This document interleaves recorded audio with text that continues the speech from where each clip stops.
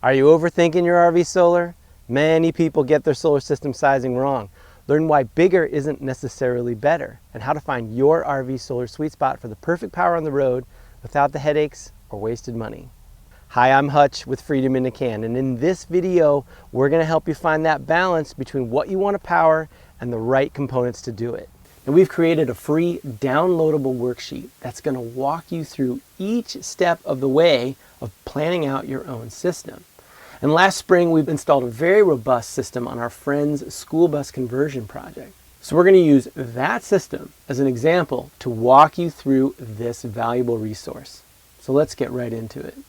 So head on over to freedominacan.com. That's our website. You can find that link also down in the video description. If you go to our solar resources page, you'll see this download link right here. The solar system sizing worksheet. You click the download. You're going to open it up in Excel and it comes up. The first thing you need to do is click this enable editing button, otherwise you can't do anything with it. And then now this document is basically yours. You can do whatever you want with it. You can share it. We just ask that you give us credit. Now along the bottom you're going to see these 10 color-coded tabs. Each of these represents a step along your journey to solar independence. It's going to help you organize yourself. It's going to help you calculate your total watt hours and plan out your system. Now the first tab is going to be the instructions, just how to use this worksheet. The second tab is where you're going to calculate your total daily watt hours. The third tab is going to be where we take those daily watt hours and we're going to build a battery bank that's big enough for it, how much solar we're going to need, and then the size of your charge controller and your inverter. And then the remainder of the tabs are talking about solar panels. So this tab talks about all the options that you have on solar panels, gives you an example, place to enter what options you want, and then it also gives you this learning center where there are so many resources, articles that we've written, others we think are great examples, also some installation videos to help you figure out how you're going to install those solar panels. And then charge controller has the same thing, DC to DC. Again, that learning center, everything related to DC to DC options. There's battery options, inverter options, and of course wiring. There's an example down here of what we've done. And then the total order is just going to help you organize yourself so that you can place that order. It's not going to do the order for you. That's way beyond our purview. All right, let's talk about that total watt hours calculation. Now here, this is where you're going to enter in the appliances that you want to do. And so I've gone ahead and I've put in Jacob's load assessment. I put in the appliances here into the worksheet, but let me just show you how it works. So he's got some lights. That's a DC appliance. All of his DC lights are about 40 watts altogether. He's going to run those lights for about 4 hours a night. That gives us a total daily watt hours of 160 watt hours. Now you can look and see we've got the vent fan, 36 watts, 4 hours a day. That's going to be 144 watts. There's the diesel heater, and you can see there's the cooler at 390 watts. I want to point out here that there's an AC load as well. So let's say they're going to use a laptop.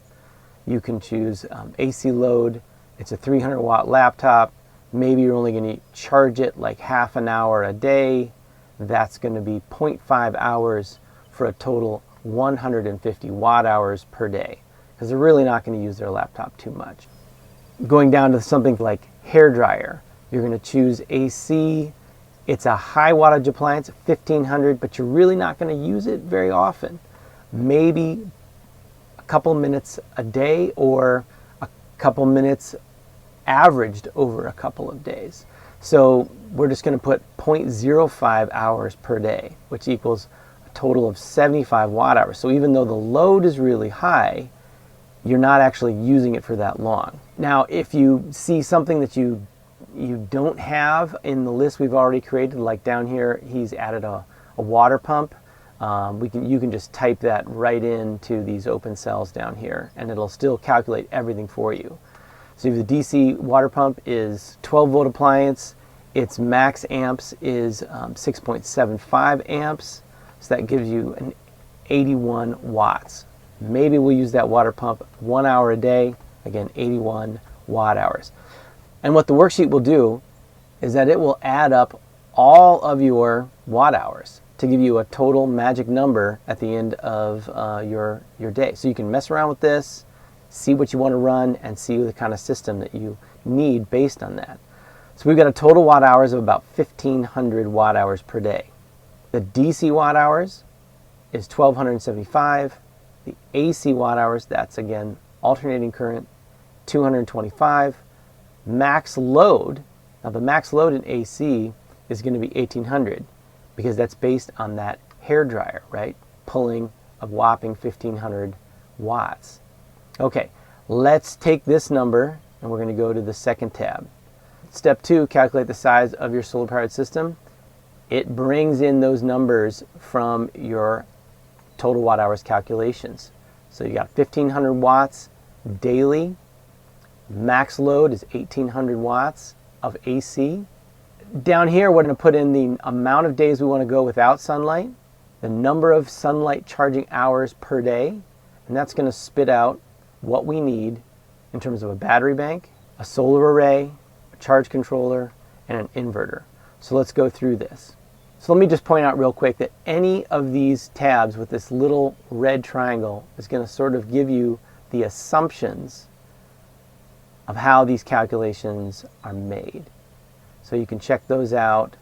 It's going to give you some information if you want to know how are you getting these calculations. And you can see them right here. So looking at sunlight availability, if we need to know where are we going to be in the United States and how much sunlight do we have per day, you can find this link right here.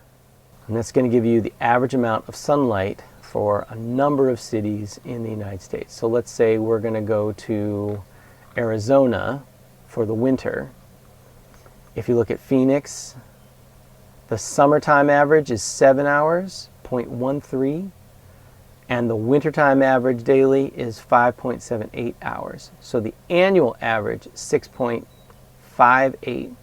So it depends on where you're going to be as to how much sunlight you're going to get, and you can make an average based on where you're traveling, but that's where we're getting that information. So if you go back to the worksheet, days without sunlight, we're going to assume that we're going to get some charging every day, some kind of charging, and we're going to get about 5 hours. So we're just going to use that as our number. That's a good average for the summertime. Say, okay, if you need 1,500 watt hours a day and you've got 5 hours of sunlight, this is the size battery bank you need.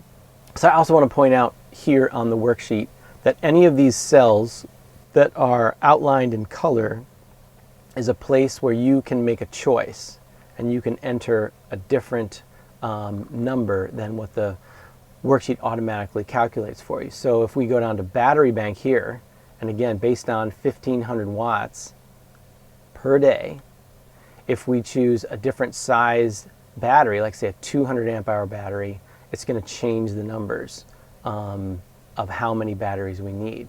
But based on that 1,500 watt daily watt hours, if we chose a lead acid chemistry, we would need 300 amp hours in order to make that every single day.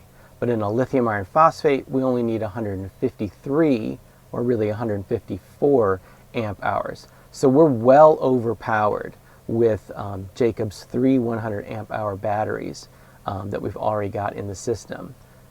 But we're building this bus system big enough so that he can expand. Okay, looking at solar array, we can choose different size wattages of the solar panels. So let's go ahead and go down to 320. Now there are bigger solar panels than 320, but most RVers and buses are not going to install something bigger than 320. You can see they're pretty big on the top of that roof. Based on 1,500 watt hours per day, based on 5 hours of sunlight per day, we need a solar array with an output of 345 watts, and we are choosing 320 watt panels. That means we need 2. So we have an appropriately sized solar array with our 2 320 watt panels. But we could have chosen something else. We could have chosen 200 watts, we could have chosen 100 watts, and you can see how that'll change the system right here. Again, we'll go back to 320, 2 solar panels at that. Okay, based on how you set up your panels, either in parallel or in series, you will need different specs for the charge controller. So we've chosen 320 watt panels. We need to have a charge controller with a minimum ratings of 24.3 input. That means it can handle what the solar panels are giving it in amps and also in volts. And if you set those solar panels up in series, it's going to give you different specs, but again, you've got to have a charge controller that can handle that.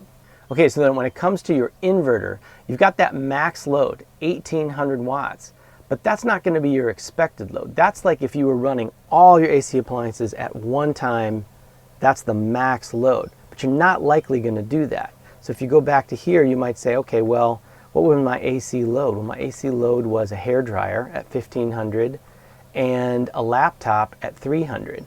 I'm not going to run those together. Maybe I'm only just going to run the hairdryer by itself. I might only have an expected AC load 1500 watts at any one time. So what that's going to give me a minimum inverter size of 1825, and that's calculated based on a safety factor so that your inverter is not overloaded. So again, looking at the inverter that we did choose, that 2000 watt inverter charger, we're well above that minimum inverter size. So we've got that safety margin in play. Our 320 watt solar panels, our 50 amp DC to DC charger, and our 2000 watt inverter charger are all appropriately sized based on our total watt hours calculation. And you can see that when you go here into solar panels, it carries over that information that you put into the solar system calculator. If I go over to charge controllers, it carries over that information here so you can see what's going on. When I go down to batteries, it reminds me, oh yeah, this is what my batteries needed. And so I can make those decisions there. And then inverter size, it carries again that calculation over to show you what you need on each tab so that you can stay organized. We created this worksheet a few years ago. We continue to add on to it. We continue to make changes and improvements. So reach out to us with any comments or questions about this worksheet. We want to make this a better resource for you and all folks who want to go solar. Be sure to like this video, subscribe to the channel, and we'll see you on the road.